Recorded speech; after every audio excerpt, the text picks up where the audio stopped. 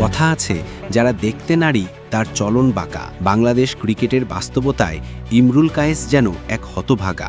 সময় কিংবা সুযোগ কোনোটাই কি কায়েসকে দেওয়া হয়েছিল পর্যাপ্ত? সময়টুকু না পেলে যা হয়, হারিয়ে যায় ক্রিকেটাররা। ইমরুলের হারিয়ে যাওয়ার ফাঁকে শূন্যস্থান পূরণে তৈরি হয়েছেন লিটন দাস। সৌম্য সরকারের মতো ক্রিকেটার, যাদের ঠাক আগেই বেশি বাজানো হয়, তারাই হারিয়ে গেছেন লাইমলাইট থেকে।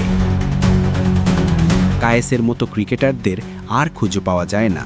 বাংলাদেশের খেলা মানেই সাফল্যের থেকে ব্যর্থতার গল্প বেশি, আর তার থেকেও বেশি বলতে হয় আবারও ব্যর্থ লিটন দাস। কিন্তু কয়েক বছর আগেও বাংলাদেশের হাল এমন ছিল না যতটা এখন খারাপ হয়েছে। লিটনদের ব্যর্থতার শেকল যদি ভাঙা না হয়, তবে ইমরুলদের মতো ক্রিকেটাররা হারিয়েই যাবে, আর তৈরি হবে নতুন লিটন দাস বা সৌম্য সরকার।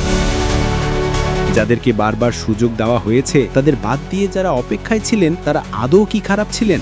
দলগত সাফল্যের কথা নাই বা বললাম, ব্যক্তিগত পরিসংখ্যান তো অন্তত কিছু বলবে। ওয়ানডেতে লিটন দাস খেলেছেন ৭৬ ম্যাচে ৭১ ইনিংসে, গড় ৩৩, রান ২৮২০, শতক মাত্র ৩টি। অন্যদিকে বাদ পড়া ইমরুল কায়েসের পারফরমেন্সও মন্দ নয়। ৭৮ ইনিংসে ৩২ গড়ে রান করেছেন ২৪৩৪, শতক ৪টি।